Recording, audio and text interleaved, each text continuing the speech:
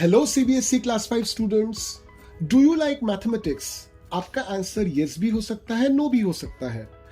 अगर आपका answer yes है, then I am sure you like the way in which we play with numbers in mathematics. और अगर आपका आंसर नो है, इसका मतलब ये कि मैथमेटिक्स में नंबर्स जो फनी बिहेव करते हैं, इसका आपको अंदाजा ही नहीं है, आपको एक्सपीरियंस ही नहीं है। तो अगर वो एक्सपीरियंस आपको हो जाए और अगर आपको पता चल जाए कि नंबर्स किस तरह से फनी बिहेव करते हैं, तो देखिएगा आपको भी मैथमेटिक्स से प्यार हो जाएगा। आपके स्कूल में मैथमेटिक्स की कौन सी किताब यूज होती है? एनसीईआरटी वाली ना? तो मैं आपके लिए एक सीरीज ऑफ वीडियोस लेके आ रहा हूं जिसमें एनसीईआरटी के हर एक चैप्टर के हर एक टॉपिक को मैं डिटेल में एक्सप्लेन करूंगा। और मेरी ये तमन्ना रहेगी कि जब हम लोग ये कोर्स खत्म करें, आपको भी मैथमेटिक्स से प्यार हो जाए। तो let us start today's portion, that is part 1 of chapter 1, in which today we'll discuss the topic the fish tail. Now we all know कि फिश के पास टेल होती है, TAIL टेल, जिसका मतलब है पूंछ। मगर यहां पर हम बात कर रहे हैं TALE टेल की, जिसका मतलब होता है स्टोरी, यानी कि हम फिश की स्टोरी देखने वाले हैं। तो मुझे बताइए जरा, क्या आपको मछली खाना पसंद है? तो चलिए, अगर आपको मछली खाना पसंद भी नहीं है या आप मछली खाते भी नहीं हो, तो एटलीस्ट मछलियों को एक्वेरियम में या पॉन्ड में देखना तो आपको अच्छा लगता है ना? क्या आपको पता है कि मछलियों के ऊपर बहुत सारी कविताएं लिखी गई हैं? जैसे जापान की एक कविता लिखने की स्टाइल है जिसका नाम है हाइकू, जिसमें 3 लाइन की कविताएं होती हैं। तो जापानीज हाइकू रिगार्डिंग फिशेस बहुत फेमस है। इनफैक्ट आपका जो बुक है उसमें पेज नंबर 1 पे भी 2 हाइकू दिए हुए हैं। तो चले आइए, पेज नंबर 1 पे हम पढ़ लेते हैं पहला haiku. Deep under the see the lovely coloured fish swimming peacefully. और दूसरा हाइकू क्या है? The lake calm, smooth, still, a fish jumps up and returns, ripples shake the lake. तो बचपन से ही मुझे एटलीस्ट मछलियां ड्रॉ करना बहुत अच्छा लगता था। मैं ट्रायंगल्स यूज करता था, स्क्वायर्स यूज करता था मछलियों को ड्रॉ करने के लिए। आप ऑब्वियसली आप भी ट्रायंगल्स और स्क्वायर्स यूज करते थे शायद मछलियों को ड्रॉ करने के लिए।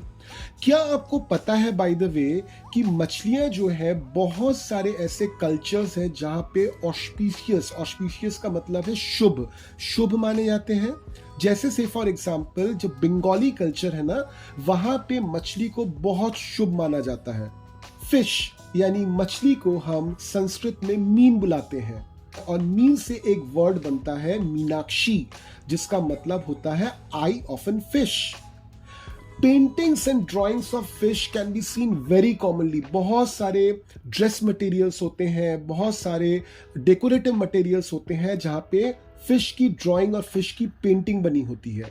और ये फिश जो है ना, ये बहुत वैरायटी में आते हैं, बहुत सारे साइजेस में आते हैं।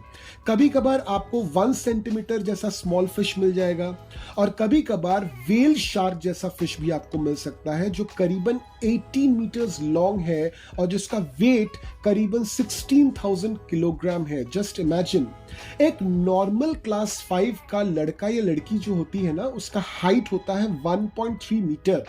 यानी हम जिस फिश की बात कर रहे हैं उसका लेंथ है 18 मीटर। यानी एक फिश जो है वो एक क्लास 5 के लड़के से या लड़की से करीबन 17 to 18 टाइम्स लॉन्गर है। Just imagine. ठीक उसी तरह से एक नॉर्मल क्लास 5 की जो लड़की है या लड़का है, उसका वेट करीबन 30 to 31 केजी होता है। मगर यहां पर वेल शार्क का वेट जो होता है वो है 16,000 किलोग्राम, यानी कि आपके वेट से करीबन 534 टाइम्स मोर। अब ये वेल शार्क जो है ना, ये बेसिकली रहता तो पानी में है, मगर ये फिश नहीं है। फिश क्या करते हैं? वो अंडा देते हैं, मगर whale shark does not lay eggs, वो डायरेक्टली अपने बच्चे का जन्म देता है, जैसे ह्यूमंस में होता है। ठीक उसी तरह से वेल शार्क जो है, उसके पास गिल्स नहीं होते। हमको पता है कि मछलियों के पास एक ब्रीदिंग ऑर्गन होता है जिसको हम लोग बोलते हैं गिल्स, जिसके जरिए वो ब्रीथ करते हैं। मगर वेल शार्क के पास ब्रीदिंग ऑर्गन्स एज गिल्स नहीं होते, उनके पास नॉर्मल जैसे हम ह्यूमंस के पास है लंग्स, उनके पास भी लंग्स होते हैं। और साथ में व्हेल शार्क दिखते तो बहुत भयानक है, बहुत बड़े हैं, मगर जनरली ये ह्यूमंस के लिए हार्मलेस होते हैं।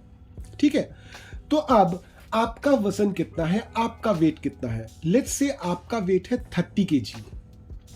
अब अगर आपका वेट 30 kg है और मान लीजिए आपके 12 दोस्त हैं, 12 दोस्त हैं, तो इन 12 दोस्तों का टोटल वेट कितना होगा?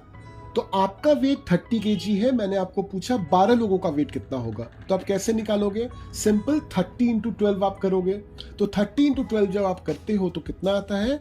360 kg।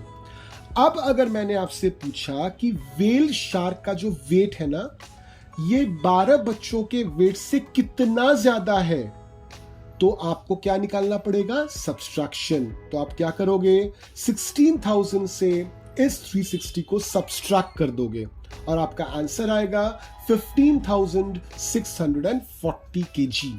ठीक है, यहां पे छोटा सा एक मैंने चीज दिखाया, समझने की कोशिश कीजिए। आपका वेट 30 kg, 12 लोगों का वेट, यानी कि आपका वेट मैं अगर 12 बार जोड़ूं, 12 टाइम्स जोड़ूं, तो 12 बच्चों का वेट निकलेगा। तो 12 टाइम्स जोड़ने की जरूरत नहीं है, 12 को सिंपल 30 से मल्टीप्लाई कर दीजिए। ठीक है, तो यहां पे आ गया मल्टीप्लिकेशन का कॉन्सेप्ट। दूसरा सवाल मैंने क्या बोला था कि व्हेल शार्क का जो वजन है, जो वेट है, वो कितना ज्यादा है 12 बच्चों के वजन से। तो कितना ज्यादा या हाउ मच मोर जब मैं पूछता हूं तो वहां पे आपको सब्सट्रैक्शन करना पड़ेगा। ठीक है, तो आपको क्लियर हो गया मल्टीप्लिकेशन कब कर रहे हो, सब्सट्रैक्शन कब कर रहे हैं। अब ये वेल जो होता है ना, वेल का जो पूंछ होता है, टेल होता है, वो दिखता करीबन पैर जैसा है। So the whale's tail looks like feet. तो अगर आप पेज 3 में आते हो तो वहां पे एक डायग्राम आपको दिख जाएगा, बहुत ध्यान से इस डायग्राम को देखिए। ये जो लाल कलर की मछली है वो बेसिकली मछली ही है, इट्स अ फिश। जो ग्रे कलर का छोटा वाला है ना, वो भी फिश है। इनके टेल्स को देखिए, और साथ में लेफ्ट हैंड साइड पे जो थोड़ा सा बड़ा वाला ग्रे कलर का दिया हुआ है, ये है बेसिकली वेल। इसके टेल को देखिए, इसका टेल पैर नुमा दिख रहा है, जबकि बाकी जो दो हैं उसके टेल नॉर्मल है। तो ये दो बाकी जो है ये फिश है, और ये लेफ्ट हैंड साइड वाला जो है that is basically a whale shark. अब क्या आपको पता है कि छोटी मछलियां जो हैं वो कभी भी अकेले नहीं तैरती, क्योंकि उनको डर लगा रहता है कि बड़ी मछली आएगी और उनको खा जाएगी। तो वो लोग क्या करते हैं, एक साथ एक ग्रुप में, एक झुंड में तैरते रहते हैं। तो जब एक फिश का ग्रुप बनता है जो एक साथ स्विम कर रहा हो, उसको हम लोग बोलते हैं स्कूल ऑफ फिश। क्लियर? तो एक इसी तरह का स्कूल ऑफ फिश आपके पेज नंबर 3 में दिया हुआ है, देखा। अब चले आइए पेज नंबर 4 में। यहां पे देखिए मछली को धीरे धीरे बड़ा होते हुए दिखाया गया है। तो कुछ छोटी मछलियां करती क्या है, वो जानबूझकर ज्यादा पानी पी लेती हैं, उनका पेट फूल जाता है, बड़े बड़े दिखने लगते हैं, ताकि बड़ी मछलियां डर के मारे उनको खाएं नहीं। तो उनके पास भी काफी दिमाग होता है। पेज 4 में एक लड़की दिखाई गई है जिसका नाम है जिंसी। वो देखिए फिश बनाना चाहती है, तो कितने छोटे छोटे छोटे छोटे उसने पेपर कटिंग्स किए हैं, जिन पेपर कटिंग्स को मिलाकर वो फिश बनाना चाहती है। पेज नंबर 4 में ही बहुत तरह के फिशेस की इमेजेस दी हुई हैं, sea urchin, lobster, eel, red snapper. Page number 5 में चले आइए, clam, parrot fish, cuttlefish, prawn, squid, jellyfish, octopus, silver pomfret and crab. इनमें से कितनों को आपने पहले देखा है?